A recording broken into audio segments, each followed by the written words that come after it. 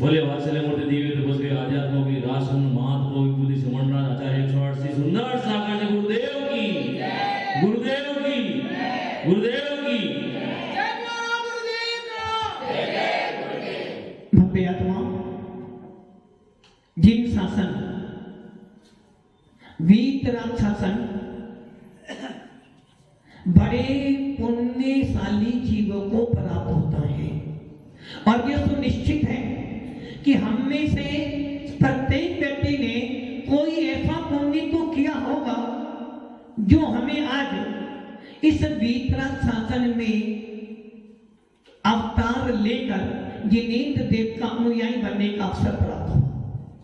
पुण्यशाली जीव हैं वो लोग जो जिनेंद्र शासन में आने के बाद अपने आप को समझने का पुरुषार्थ करते हैं। भगवान आत्मा जानने का जो पुरुषार्थ करते हैं, भगवान आत्मा को प्राप्त करने का जो उद्यम करते हैं और भगवान आत्मा बनने के लिए जो मोक्ष मार्ग पे बढ़ते हैं, ऐसे जीवों को मुमुक्षु कहा जाता है। आचार्य कुंकुम स्वामी ने अपने समय सार में इन ऐसे जीवों को जो जीव रत्नत्रय की प्राप्ति का पुरुषार्थ करने के लिए, रत्नत्रय के धारण करने के लिए या मोक्ष मार्ग पे बढ़ने के लिए भावना भाते हैं, ऐसे जीवों को महान पुण्यशाली जीव कहा गया। ऐसे जीव भव्य जीव होते हैं। ये ध्यान रख लेना, मोक्ष मार्ग पर भव्य जीव ही बढ़ते हैं। जिस प्रकार समो शरण के अंदर भगवान के नेत्रों को देखने के लिए, उन वीतरागी मुद्रा का अवलोकन करने के लिए एक भव्य जीव जब जाता है, उस भव्य जीव के मन में भाव उत्पन्न हो जाते कि देखो इन वीतराग मुद्राधारी जिनेंद्र देव को देखकर, इन वीतरागी जिनेंद्र देव को देखकर, इन वीतरागी संतों को देखकर मेरे अंदर अभी कहीं भी ये भाव उत्पन्न हो गए कि मेरे को भी यही प्राप्त करना है, या ऐसी सामर्थ, ऐसी पात्रता, ऐसी योग्यता मेरे अंदर भी है। समझना उसी समय तेरे अंदर भेद विज्ञान उत्पन्न हो जाता है। इसलिए आचार्य कुंकुम स्वामी ने प्रवर्तन सार में लिखा कि जो मोह का विनाश करना चाहता है, किसका विनाश करना चाहते हो? मोहिनी कर्म का विनाश करना चाहते हो। यदि तुझे मोह का विनाश करना, मोह का मतलब मिथ्यात्व, मोह का मतलब आपका दर्शन मोहिनी, और मोह का मतलब आपकी श्रद्धा गुण में जो गड़बड़ हो रही है, जो आपकी श्रद्धा में खराबी हो रही है, उसे सही करना चाहता है, तो सबसे बड़ा उपाय तेरे पास में है वीतराग मुद्रा का अवलोकन। जब कोई जीव सम्य दर्शन की प्राप्ति का पुरुषार्थ करता है, और ये भी सुनिश्चित है कि सम्य दर्शन की प्राप्ति करने का पुरुषार्थ कौन करेगा? कौन करेगा? पंच इंद्री, एक इंद्री, दो इंद्री, तीन इंद्री, चतुर इंद्री पुरुषार्थ नहीं कर सकता। और पंच इंद्री में भी जिसके पास में क्या होगा? मन। जिसके पास में मन होगा वो ही चिंतन मनन कर सकता है। और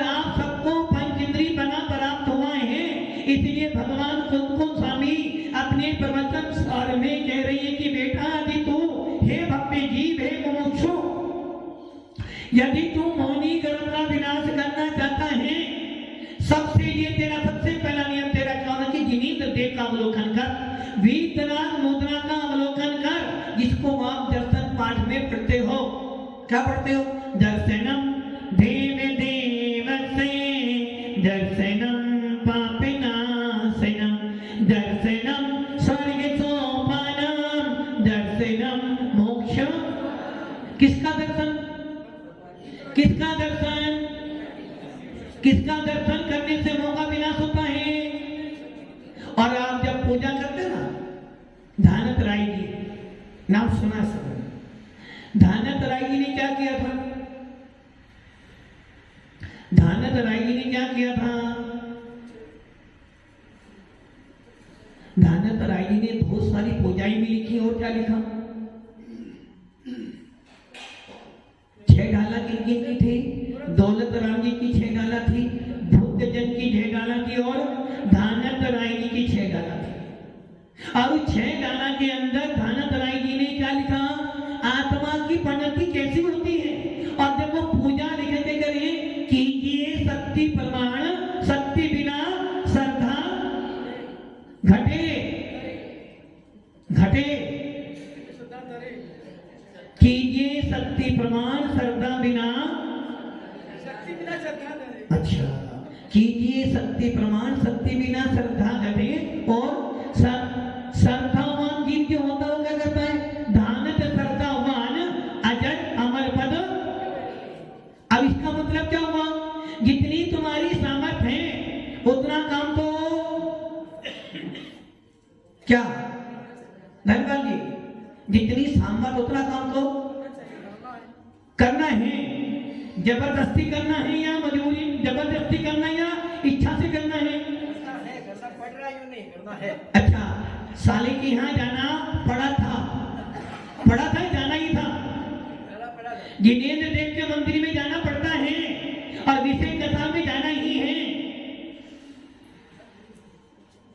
विकी भैया, कीजिए शक्ति प्रमाण,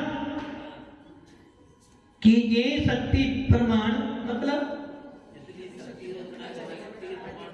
जितनी शक्ति उतना तो करना ही चाहिए।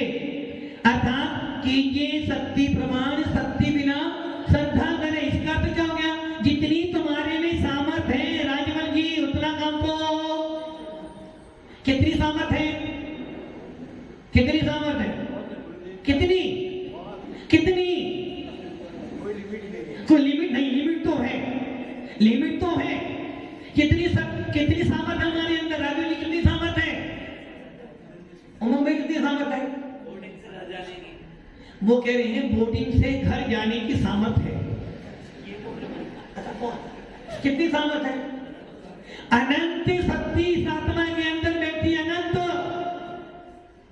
जब सुनते हैं 7 तत्व होते हैं। कितने तत्व हैं?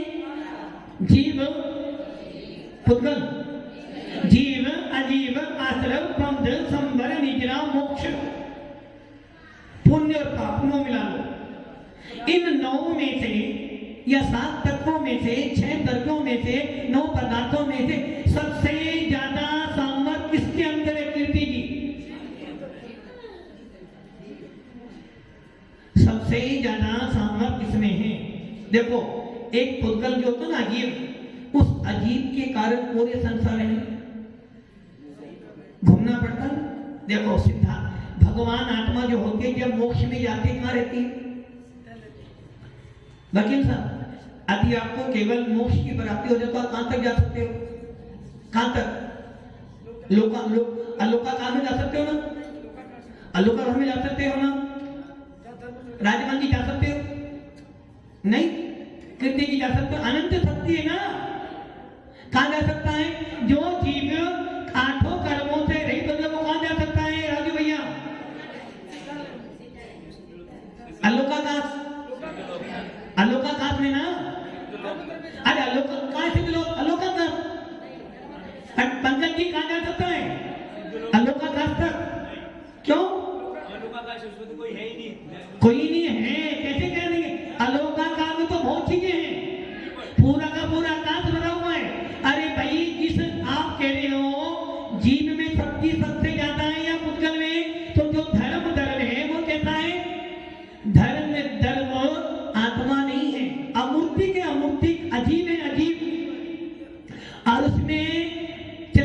सकती है असंख्यात परदेशी वो धर्म द्रव्य है, और एक जीव द्रव्य भी असंख्यात परदेशी है। और वो जीव द्रव्य जब आठों कर्मों को नष्ट करता है, आठों कर्मों को नष्ट कर कहाँ जा सकता है? लोकाकाश के ऊपर नहीं जा सकता है, तनुबात वाले के ऊपर नहीं जा सकता है, जो कि तीन बात वाले होते हैं, धनोदति बात वाले, धन बात वाले और तनुबात वाले। इसलिए जो जीव आठों कर्मों से रहित होता है उसका निवास कहां पर होता है? सिद्ध शिला, सिद्ध शिला पर निवास होता है। अर्थात लोक के अंतिम छोर पर, और लोक का अंतिम छोर पे कौन सा बात वाले हैं? लोक पे कितने बात वाले हैं? लोकाकाश में कितने बात वाले? तीन बात वाले, धन बात वाले, धनोदति बात वाले और तनु बात वाले। सबसे ऊंचा तनु बात वाली, और तनु बात वाले के अंतिम छोर पर कौन बैठे हैं? कौन?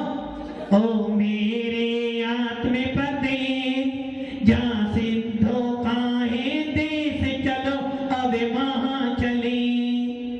कहाँ जाते हैं? जहाँ सिद्ध भगवान अनंता अनंत सिद्ध विराजमान है, वहां पहुंच जाते हैं। किंतु उसके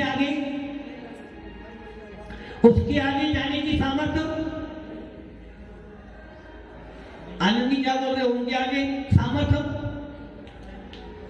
सामर्थ्य है या नहीं है? सिद्ध भगवान लोकाकाश तक पहुंच गए, तनु बातमान में विराजमान हो गए, उसके आगे जा सकते हैं क्या? नहीं जा सकते। क्यों नहीं जा रहे? जब अनंत शक्ति है, अनंत अनंत इस आत्मा के अंदर अनंत शक्ति है, फिर भी आगे क्यों नहीं गए? क्योंकि वहां पर धर्म द्रव्य नहीं है। क्यों नहीं है? तो क्या धर्म द्रव्य ने हमें रोक लिया? क्या धर्म द्रव्य ने हमें रोक लिया? क्या पुद्गल हमें रोक सके ऐसी सामर्थ्य लोकाकाश के आगे जीव जा सकता है, लोकाकाश के आगे भी धर्म द्रव्य गमन कर सकता है, किंतु अलोकाकाश का स्वभाव भी ऐसा है कि वहां पर एक द्रव्य को छोड़कर कोई भी द्रव्य नहीं पाया जाता है, या कोई भी द्रव्य नहीं पाया जाता है। उमंग भैया जी, अलोकाकाश में कितने द्रव्य पाए जाते हैं? उमंग भैया जी ने तो बोल दिया, हाँ कितने द्रव्य पाए जाते हैं?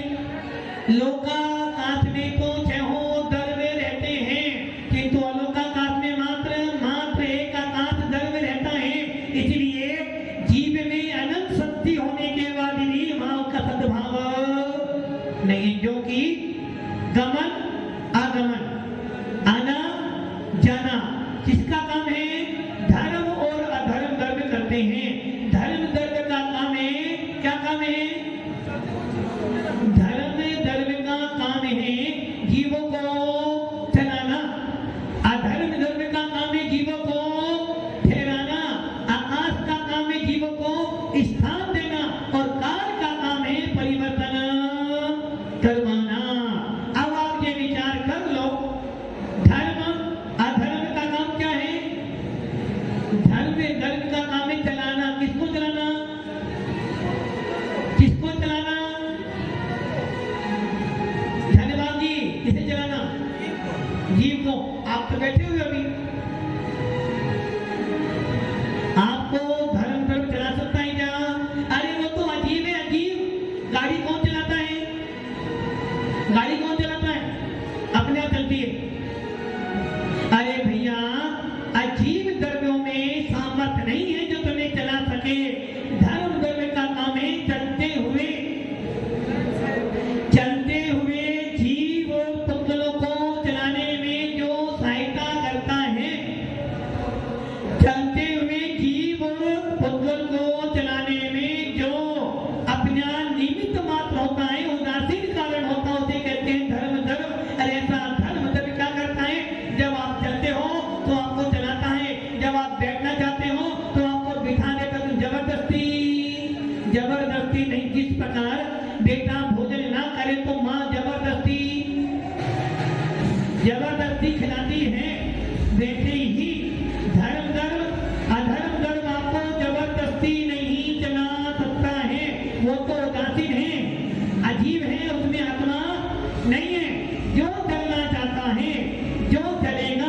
जो पुरुषार्थ करेगा उसे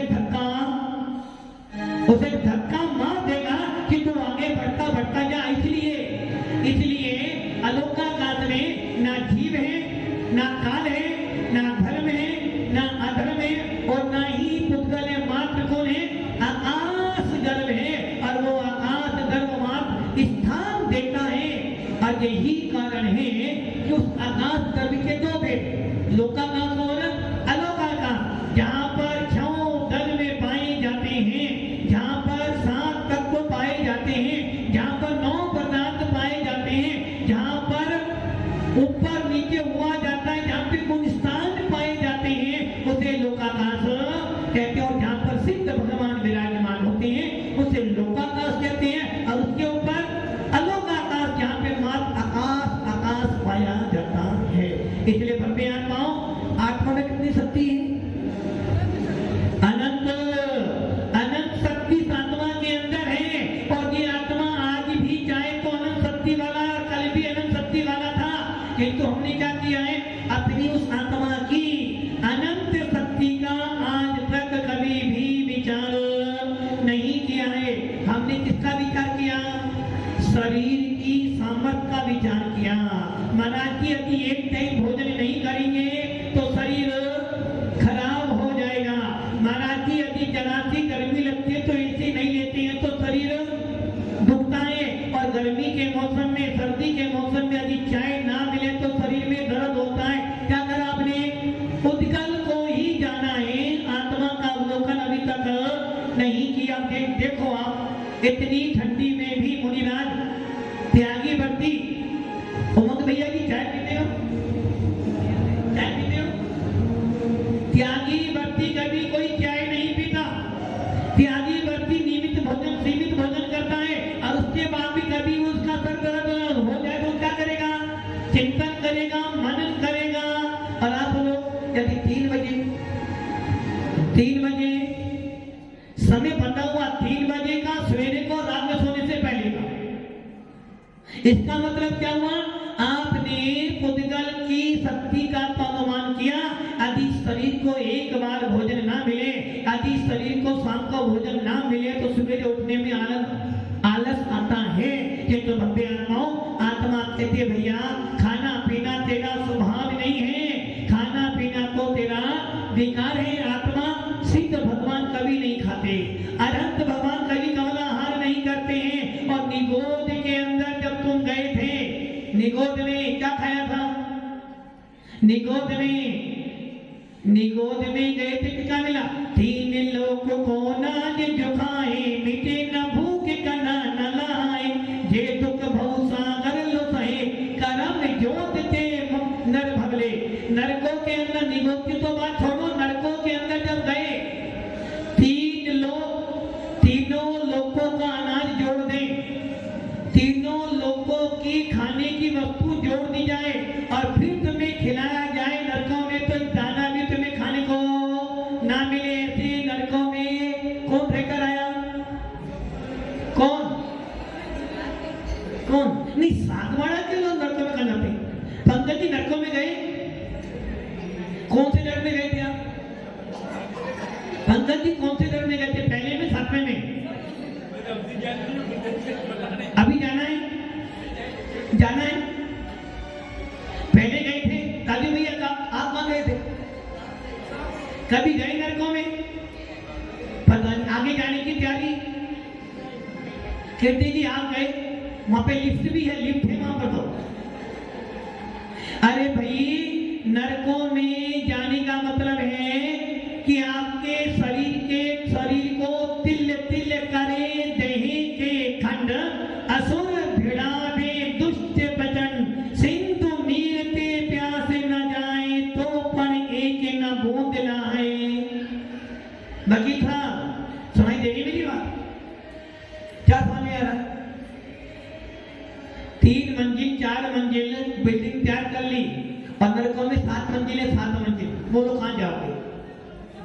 कौन से नरक में जाना है? नरकों में जाना है ना? आपको नरकों में जाना है?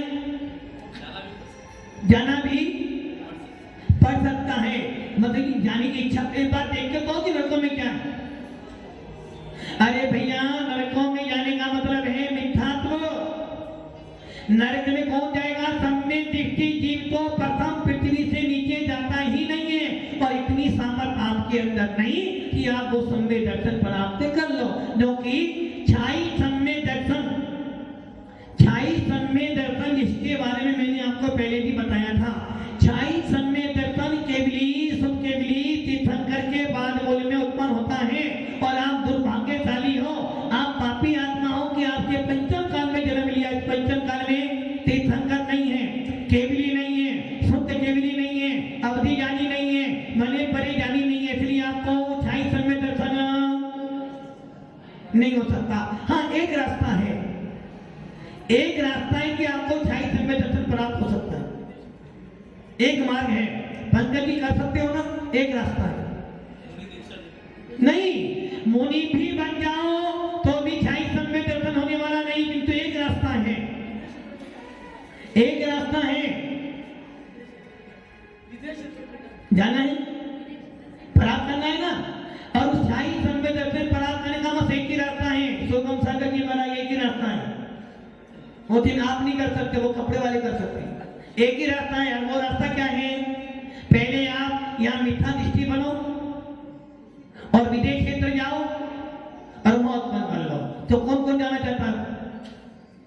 और वहां जाने के लिए कोई फ्लाइट वहां जाती नहीं है, कोई रेल वहां जाती नहीं है। जिस प्रकार भगवान महावीर के 2550 निर्माण महोत्सव पर ऐसी योजना बनाई गई है, ऐसे साधु संतों ने विचार किया है कि भगवान महावीर पूरे विश्व के एक ऐसे तीर्थंकर जिनको हर संप्रदाय का व्यक्ति मानता है, क्योंकि भगवान महावीर के सिद्धांत आज भी लागू किए जा रहे हैं, जिनका पालन कर कर आप आत्मा की तो बात छोड़ो, अपने शरीर को भी स्वस्थ रख सकते हो। ऐसे भगवान महावीर का सबसे पहला नियम था पानी छानकर पियो, और आज पूरा विश्व पानी छानकर पीता है। और सारे डॉक्टर कहते हैं पानी छानकर पियोगे तो बीमारी से बचोगे। भगवान महावीर का या जिन शासन का दूसरा नियम था, भैया रात्रि में जब सूर्य अस्त हो जाए तो भोजन पानी ना करो। क्यों? क्योंकि रात्रि जब होती है, सूर्य अस्त जब होता है तो जीवों की उत्पत्ति ज्यादा हो जाती है, और वो गिर गिर कर कहां गिरते हैं? साधारण कहां गिरते? किसमें? कहां गिरते हैं? खाने में गिरते हैं। और आप क्या करते हो? क्या करते हो राजमंदी, क्या करते हो? बाबूजी, मैं तो रात में खाता ही नहीं, दूध पानी मेवा तो खाते हो ना। अरे दूध पियो या अमृत पियो, जीव तो जैसे ही आपने अग्नि जलाई उस पे सामान रखा, जीव तो क्योंकि जिस प्रकार गुड़ होगा तो मक्खियां तो राजमंदी गुड़ पर मक्खियां तो बैठेगी, और गीला गुड़ तो और ज्यादा बैठेगी। वैसे ही जब जब भी अग्नि जलाओगे पतंगा तो वो कहां गिरेगा? तुम्हारे कहां? जो वो खा रहे थे ना, वो क्या नहीं, वो तो नहीं खाते होंगे। आपने रात में अभी दूध भी गर्म किया है घी तो उसने, और आपने क्या पिया? इसलिए भगवान महावीर का दूसरा सिद्धांत था, सूर्य अस्त हो जाने के बाद जब तक प्रकाश रहे तब तक उजाला रहे, तब तक आप क्या करो? खाना पीना खा लो, और जैसे ही अंधेरा शुरू हो खाना पीना छोड़ दो। किसी बात को डॉक्टर भी कहता भैया सोने से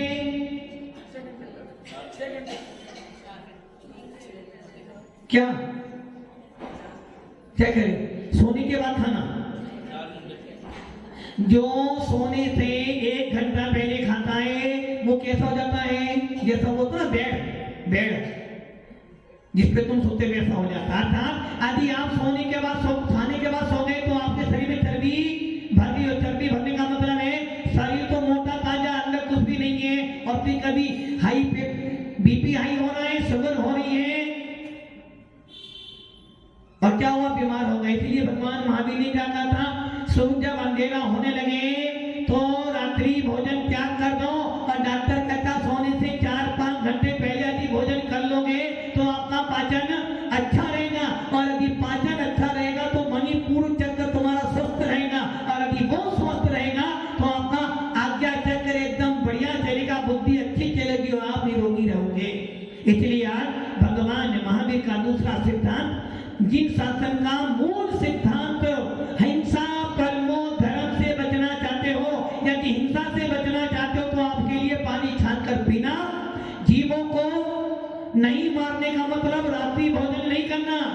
नंबर 3, जिसको कोरोना के अंदर आप सबने पालन किया था। क्या किया था?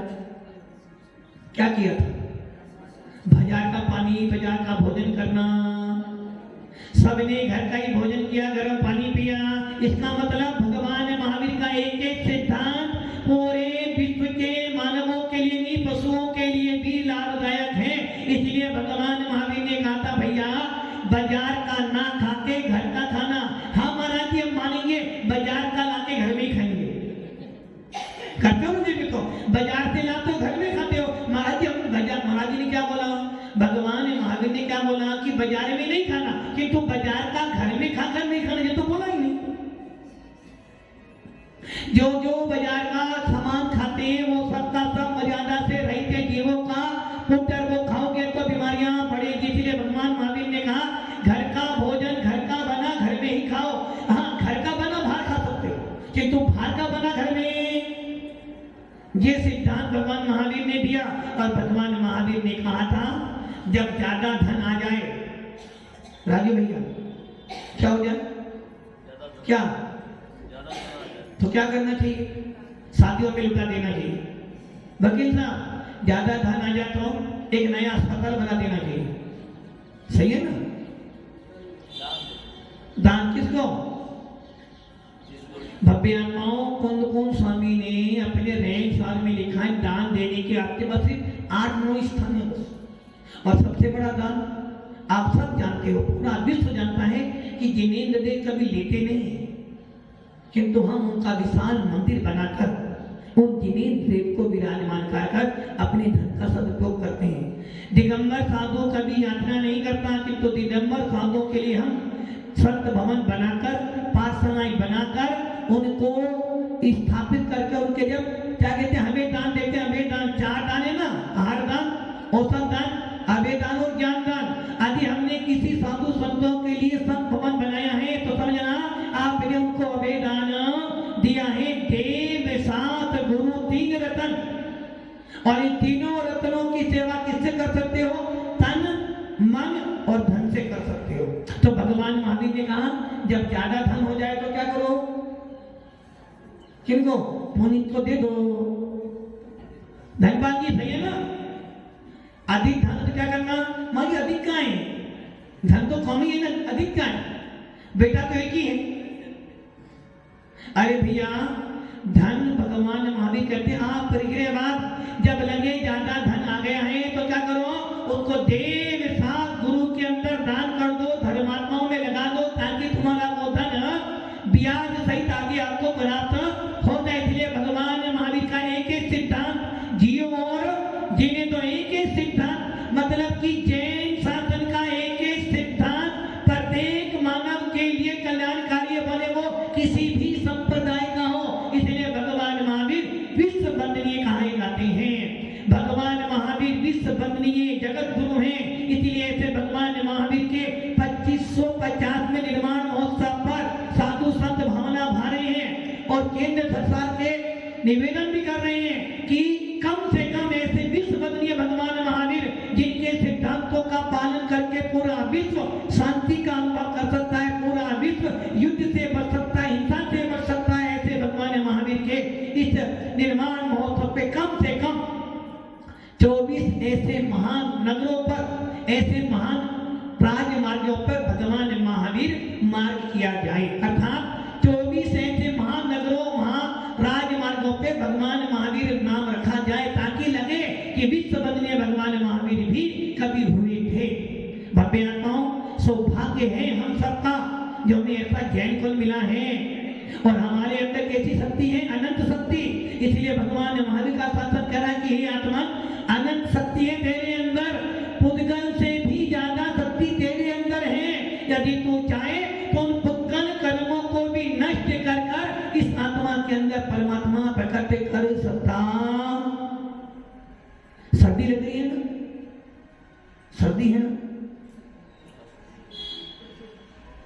सर्दी लग रही है ना? राजू जी, सर्दी लग रही है? वो यहाँ नहीं, वो यहाँ से बाहर जाने के बाद लगेगी। मतलब कि एक हवा लगने से आप डर रहे हो। और भव्य आत्माओं, दिगंबर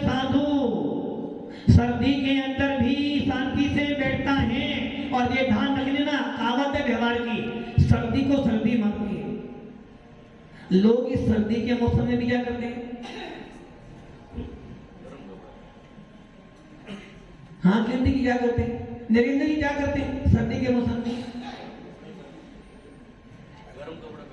गरम कपड़े पहन। जितना गरम कपड़ा पहनूंगा उतनी सर्दी ज्यादा। उस एक किसान से पूछो जो सर्दी के अंदर भी पानी में खेती करता है, उस पानी वाले जो मछलियां पकड़ते, मछली पानी के अंदर भी पड़े रहते हैं। अरे जितने गरम कपड़े पहनोगे सर्दी उतनी चिपकेगी, और जितनी सर्दी में क्या कहते हैं नरेंद्र जी सर्दी में? हाँ देखो, तुम्हें खाने पीने की बातें बहुत ध्यान दें। कह रहे महाराज सर्दी में यदि आइसक्रीम खाने सर्दी भाग जाएगी। जो लोग ठंडे पानी से नहाते हैं उन्हें ठंडी, तो भव्य आत्माओं सर्दी को सर्दी मारती है, वैसे ही भव्य आत्मा दिगंबर साधु भी यही चिंतन करते कि हे आत्मा सर्दी भी आएगी, गर्मी भी आएगी, बरसात भी आएगी और धूप भी आएगी, किंतु जी आत्मा तो ना सर्दी से ठंडी रहने वाली, ना गर्मी से गर्म होने वाली, जो कि आत्मा तो आत्मा है, और इस आत्मा में अनंत अनंत अनंत शक्ति है। और इस आत्मा की अनंत शक्ति को यदि पहचान लोगे, एक बार भेद विज्ञान कर लोगे, तो ना सर्दी सताएगी ना गर्मी सताएगी। भव्य आत्माओं जिन शासन के अनुयायी हो, जिन शासन के साथी से 1900 आपको ये जिन शासन मिला है, ऐसे